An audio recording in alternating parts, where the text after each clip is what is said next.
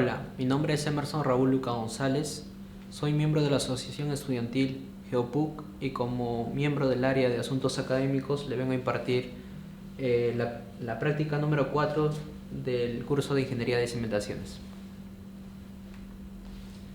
En la práctica 4 se desarrolla el tema de muros. En este caso nos pide desarrollar el diseño para carga sísmica de un muro de contención de 22 metros de largo mediante el método de la espiral logarítmica, el cual se construirá en la ciudad de Cajamarca.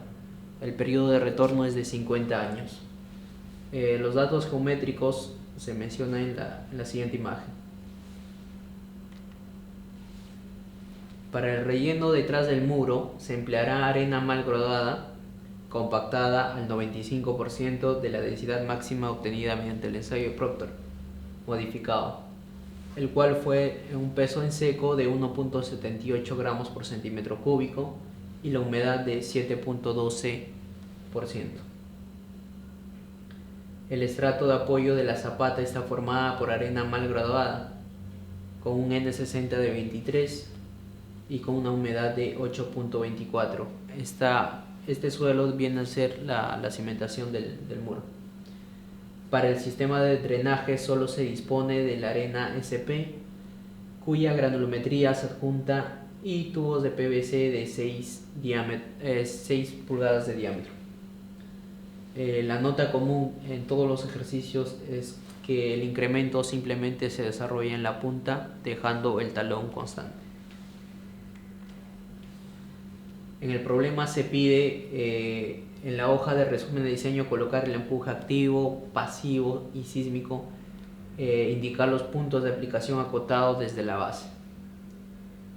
También nos pide hacer el diseño de cargas sísmicas, es decir, calcular el momento y la carga vertical total actuante sobre toda la cimentación del muro, calcular la presión admisible, la capacidad de carga por inclinación y la capacidad de carga por excentricidad de la cimentación del muro. También nos pide calcular los factores de seguridad por corte, los finales por volteo y deslizamiento, asentamiento y los factores de seguridad de las mismas, ¿no? Y finalmente diseñar el sistema de drenaje del muro. Para el filtro se dispone solo de material cuya granulometría se muestra en la página 6 de 6 y se empleará el tubo de PVC de 6 pulgadas de diámetro. Bueno, para el diseño principalmente tenemos que encontrar la aceleración máxima por gravedad en el caso del diseño sísmico. Ya que no se menciona las coordenadas exactamente, se puede, a partir de la información de que es de Cajamarca, se puede asumir que la aceleración máxima por gravedad va a ser de 0.20 gramos, 0.20 la aceleración máxima, ¿no? Que es una constante que se puede calcular en sí a partir de las coordenadas mediante los mapas sismológicos según el periodo de retorno. En este ejemplo, por ejemplo, tenemos uno para 50 años. Bueno, además de ello, tenemos que calcular los coeficientes activos y pasivos a partir de este abanico. Como se va a asumir que el relleno va a ser de forma horizontal, la inclinación beta es igual a 0, por lo tanto las curvas que se va a utilizar son las resaltadas, donde según el dato que se nos menciona, para 1.78 y un SP, tenemos que el ángulo de fricción interna es de 34 grados. Por lo tanto, el KDA a partir de este gráfico son los siguientes valores que se va a mencionar a continuación. Bueno, como lo estaba mencionando, para un SP y el W de dato que nos dan, el peso específico se calcula para el primer subestrato, que va a ser de material de relleno, y se calcularía los coeficientes. En este caso, como el ángulo de fricción es de 34 grados, el KDA viene a ser igual a 0.28 y el KP viene a ser igual a 9.1. Y el caso del factor de reducción se calcula a partir de la gráfica. como beta entre, o la relación de la inclinación del talud de relleno y el ángulo de fricción interna es 0, se va a usar estos valores. Pero estos valores se encuentran entre 30 y 35, pero nosotros requerimos para un ángulo de fricción interna de 34. Por lo tanto, interpolamos y podemos calcular el valor. En este caso, el R nos resulta de 0.383. Como estamos en un caso sísmico, el Kp que se va a utilizar es el Kp sísmico, y en este caso viene a ser como un llamado Kp corregido, que es simplemente la multiplicación del Kp por el factor de reducción, 9.1 por 0.383. El resultado es de 3.485. Bueno, en el primer detalle nos pide calcular las cargas que se van a aplicar y especificarlo en el gráfico, ¿no? Para el cálculo, la fórmula a utilizar son las siguientes. El EA, que viene a ser la carga activa, es un medio del peso específico por la altura del material de relleno al cuadrado por el coeficiente activo. Y en el caso del pasivo, de la misma forma. Como se está trabajando en el caso sísmico, hay que hacer la corrección por el factor de reducción. Desarrollando mediante los valores que se tiene, se encuentra que el EA es de 15.823 y el EP o el pasivo sería de 6.185. Ambas son distribuciones triangulares, por lo tanto se encuentra a 1/3, ¿no?, de distancia. En este caso, como toda la altura es 7.9, a 1/3 se encontraría el A, que sería de 15.823. 7.9 entre 3, 2.63. En el caso del pasivo, también de la misma forma, la altura total del material de relleno es de 1.4, entre 3 sería 0.47. Esa sería la altura en que se aplica la carga pasiva. El incremento sísmico es el incremento, según la norma, se coloca 0.6 de la altura del material de relleno activo, que simplemente sería 0.75 por el peso específico por la altura al cuadrado sobre 2 por el KS. De dato, como les había mencionado, este es del mapa sísmico para un periodo de retorno de 50 años. El KS, o la relación de la aceleración máxima del sismo, es de 0.2. Reemplazando, nos resulta que el incremento del empuje activo es de 8.477 toneladas. Para el caso del EP sísmico, simplemente sería el 85% del EP, ¿no? En este caso nos resulta 5.257. Como le estaba mencionando, al trabajar en un estado sísmico, se va a trabajar con el EP sísmico. Se completa la tabla, los valores para cada uno de ellos, ¿no? Bueno, posterior a ello se analiza la distribución de fuerzas, de cargas y de momentos para el desarrollo de los cálculos. Bueno, inicialmente tenemos que la siguiente distribución: W1, W2, W3, W4, que son simplemente la separación del diseño de la zapata por partes.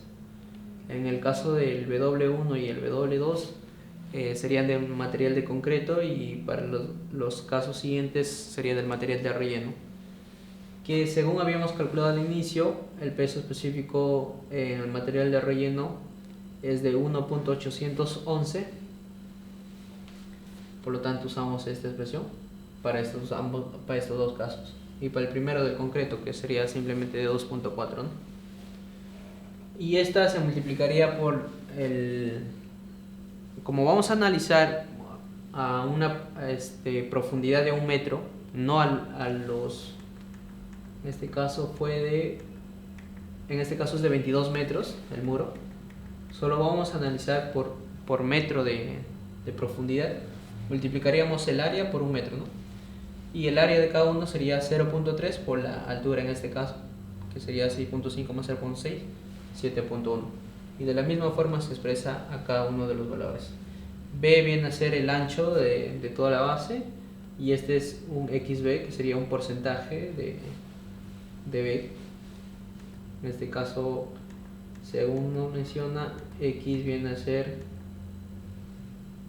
0.5, ¿no? En función de la geometría se construye esto y se calcula el peso de cada uno de estos bloques que estamos analizando.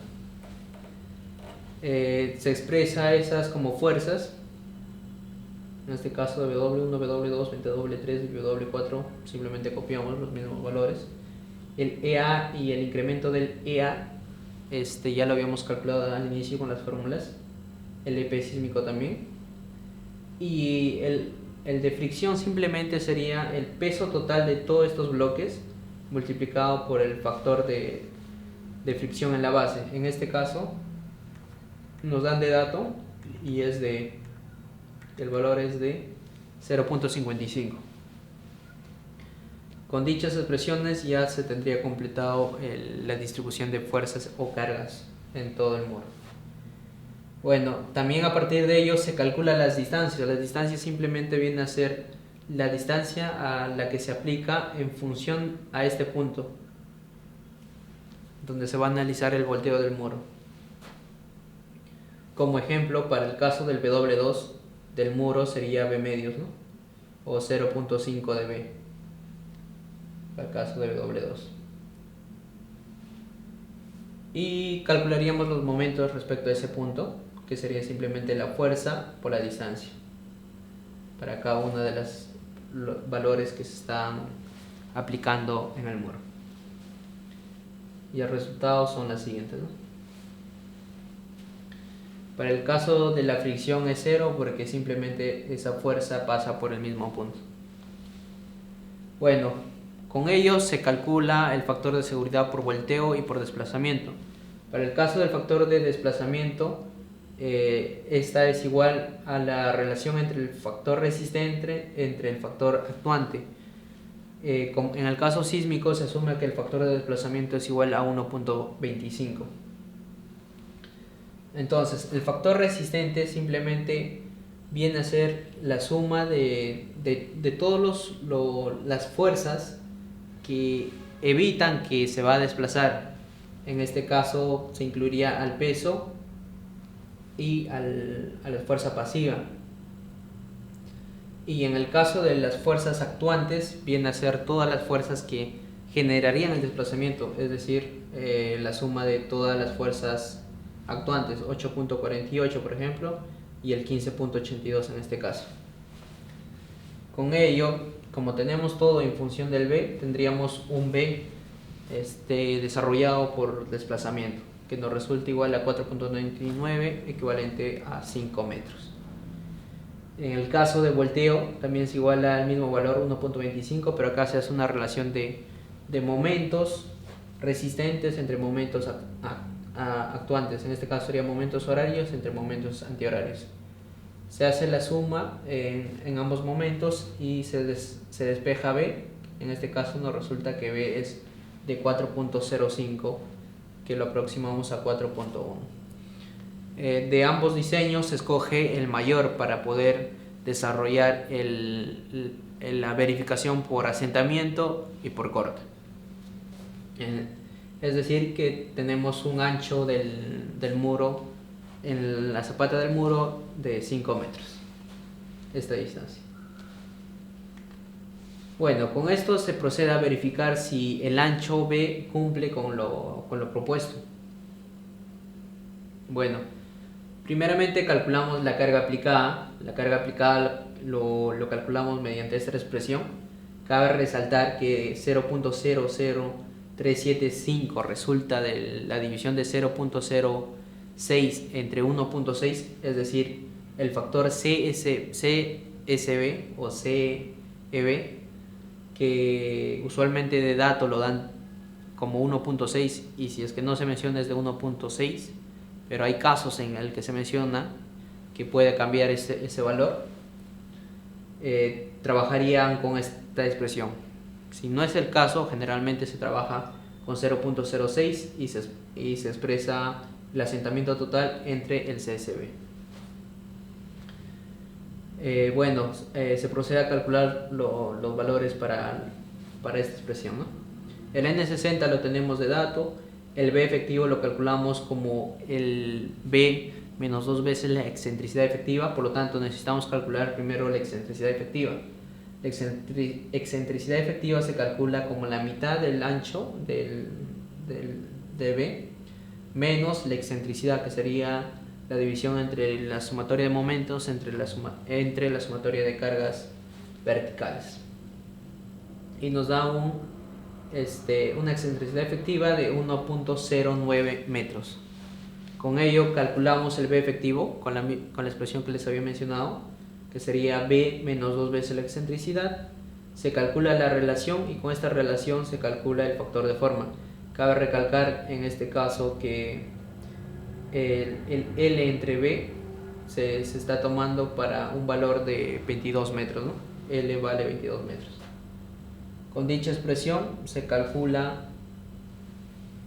el factor de forma y se reemplaza, y también se calcula la carga aplicada como la carga total, es decir, la sumatoria de cargas verticales, que sería la carga total, el peso, mejor dicho, W1 más W2 más W3 más W4, cuando el valor de B es igual a 5, se sumaría, nos resulta 45.715 por 0.1, que es simplemente conversión de unidades, entre el B efectivo por el L efectivo.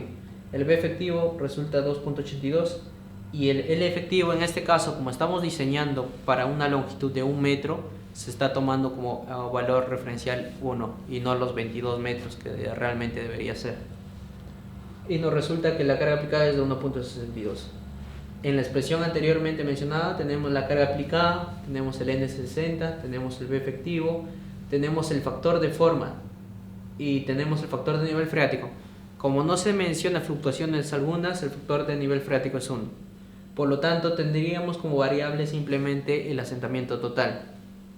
Despejamos el asentamiento total reemplazando todos los valores y nos resulta igual a 1.71 centímetros. Verificamos esto con el dato que nos dan de la distorsión angular, en este caso es 1 en 300, que sería igual al asentamiento diferencial entre 500, y con ello se calcula el asentamiento diferencial, que sería 1.67 centímetros.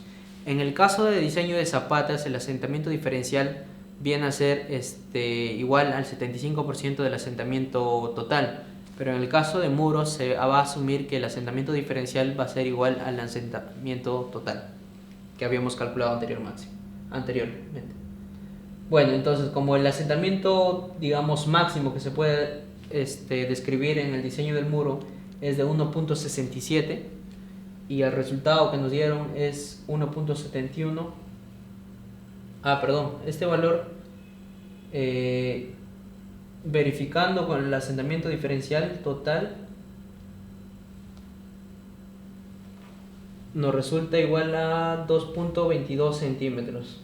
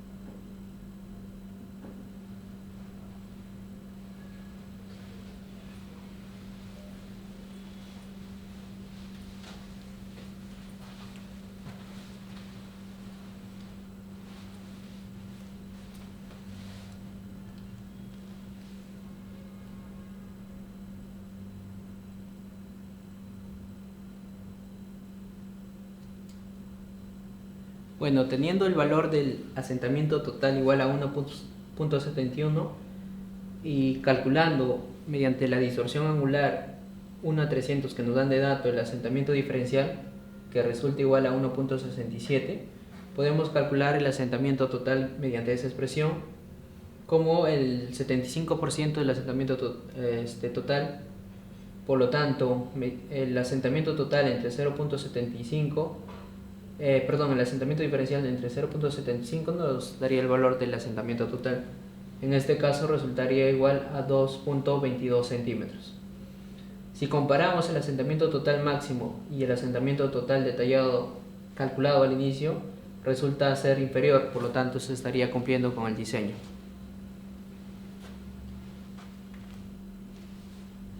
Bueno, posterior a ello calculamos la verificación por corte. En este caso tenemos que calcular el valor de la inclinación, de las cargas, ¿no? En este caso sería simplemente el arco tangente de la carga horizontal entre la carga vertical. En este caso la carga horizontal viene a estar representado por la carga activa y el incremento en la carga activa sísmica entre la carga vertical que habíamos calculado, que fue de 45.715. La carga activa y el incremento de carga sísmico lo tienen expresado en este valor y la sumatoria nos da 24.3. Resolviendo, la inclinación es de 27.99 grados.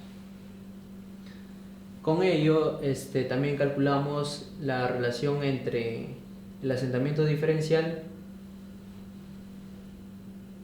y el ancho, que viene a ser 1.4 entre 5 y es igual a 0.28.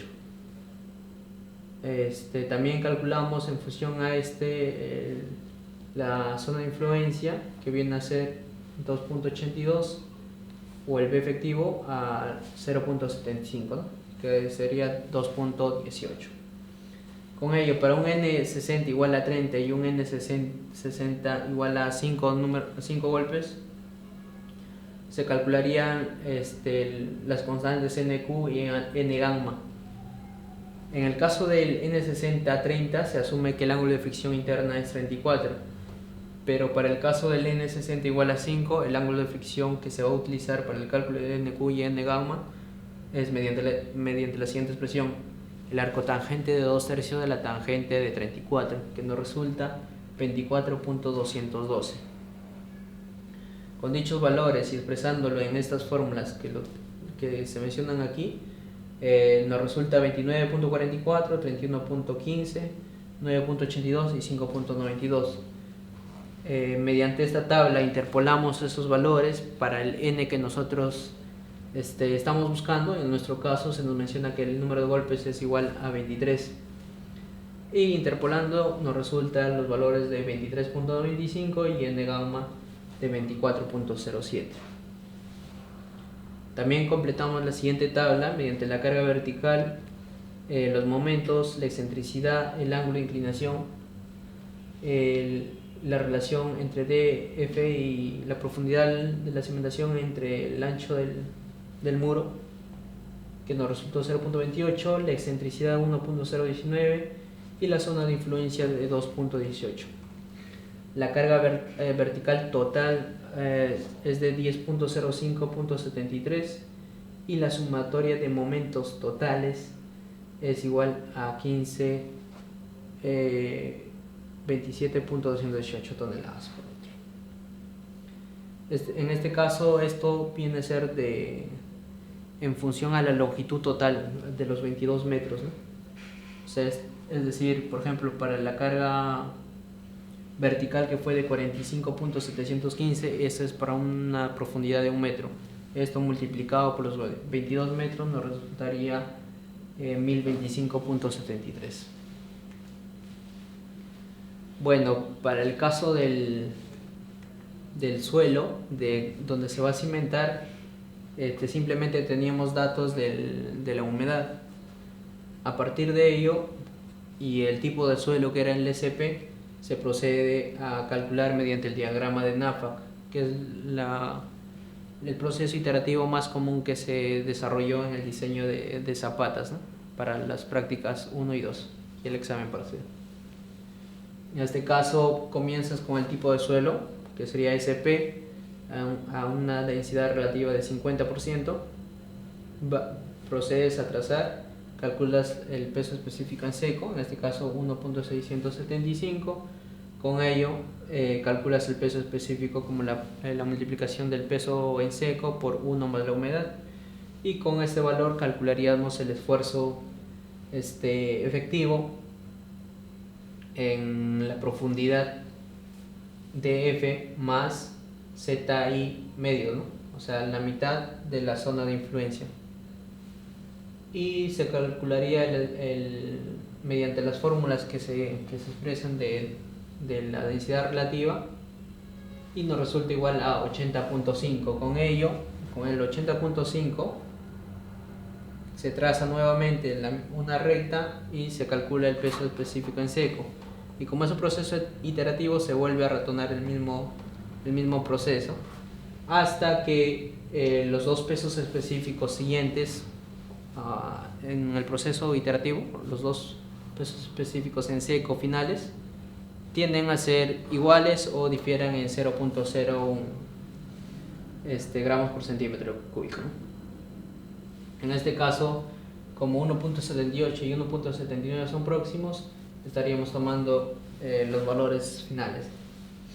Finalmente, con 1.79 multiplicado por 1 multiplicado por 1 más el peso en seco, que en el estrato inferior de la cimentación, que es 8.24%, nos resultaría igual a 1.94. Con estos datos se completarían las tablas siguientes.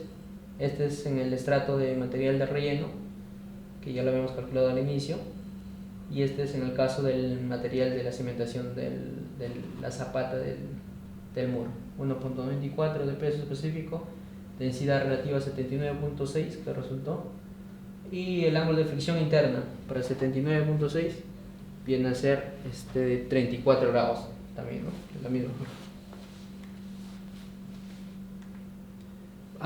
36 grados, pero como estamos en el caso sísmico se reduce 2 grados. Bueno, con dichos valores se procede a calcular los coeficientes para la capacidad de carga, el IC y el IQ, el I gamma, el S gamma, el SY excéntrico, el SY inclinación.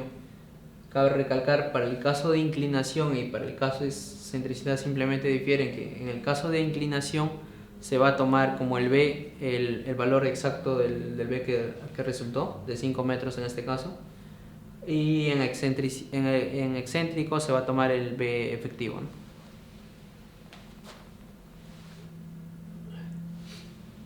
Bueno, se procede a calcular los valores, los coeficientes, y a reemplazarlos en la expresión de la capacidad de carga, ¿no?, para inclinación y para excentricidad. En este caso al final se multiplica por 0.1 a toda la expresión por conversión de unidades. Los resultados finales fue de que la capacidad de carga por inclinación fue de 3.23 y por excentricidad de 12.49.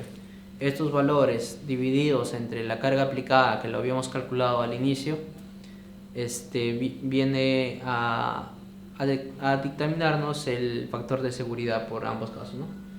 Por lo tanto, el factor de seguridad de inclinación, que sería la capacidad de carga de inclinación por la carga aplicada, nos da de 7.71, y en el caso por excentricidad nos da de 1.99.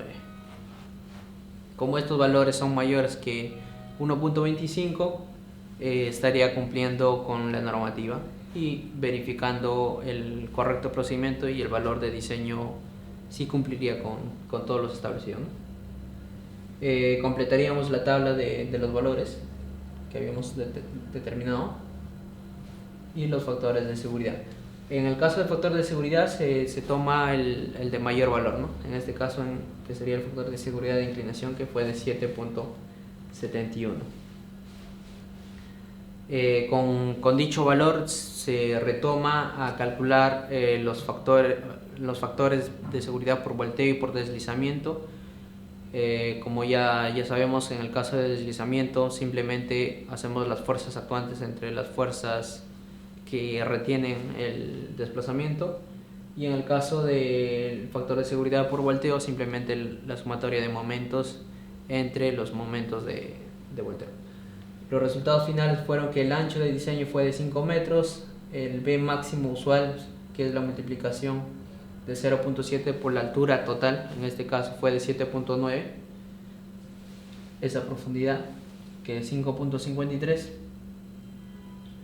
El factor de seguridad final por volteo fue de 1.88, por deslizamiento de 1.25, de asentamiento de 1.71, de inclinación 1.99 y por excentricidad de 7.71. Y el factor de seguridad total final fue el mayor de todos, ¿no? Sería 7.71. Y este es el detalle general de las cargas en el muro. Y con ello se cumpliría con todo el diseño del muro en lo que concierne a la capacidad de carga y a los factores de seguridad por volteo, desplazamiento, corte, ¿no? Y finalmente nos piden desarrollar el diseño del drenaje del muro. Para el caso del diseño de drenaje hay una variedad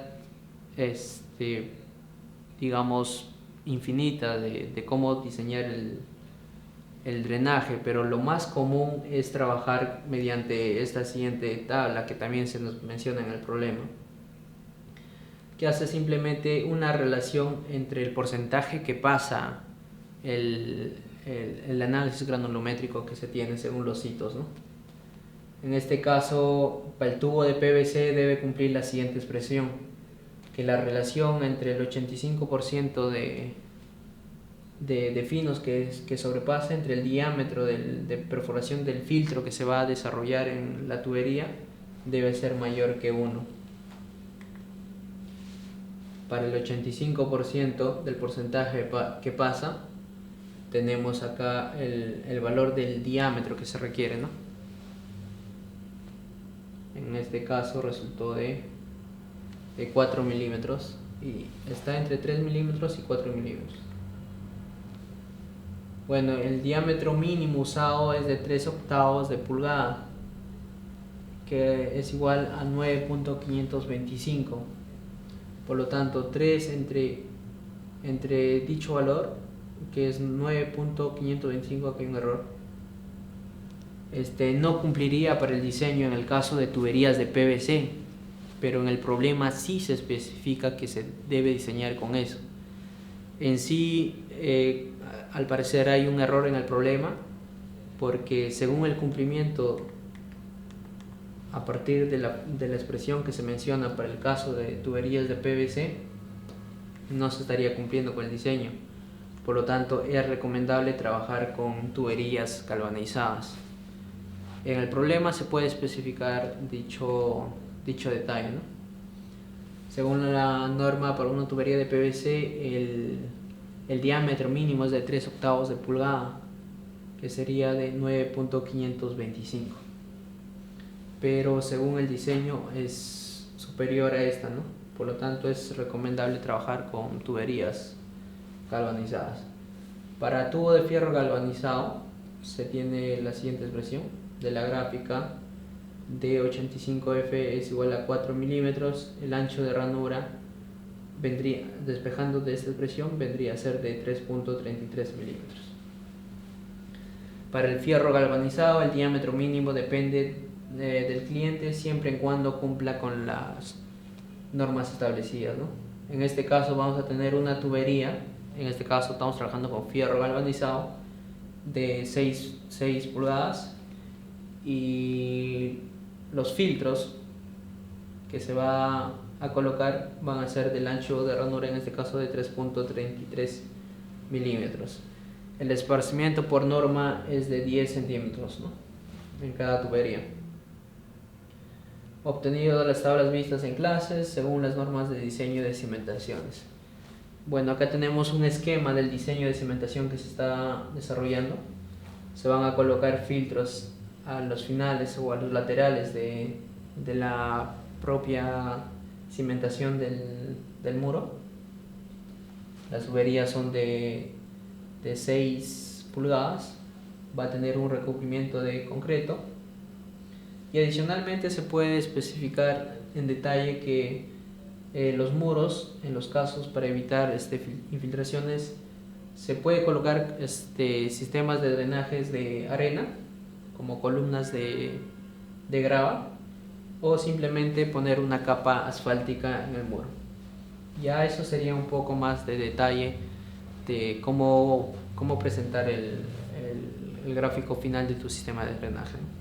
Pero es suficiente simplemente con especificar la colocación de de las tuberías y el esparcimiento, claro, y la ranura que se va a utilizar. En este caso, como habíamos demostrado, el ancho de ranura es de 3.33 milímetros. Pero cuando nosotros desarrollamos con la tubería de PVC nos resulta de 9.525. Pero según lo que establece el diseño para tuberías de PVC, debe estar en este rango, ¿no? Y no, perdón, el mínimo es de 3.8 y no cumpliría con el diseño.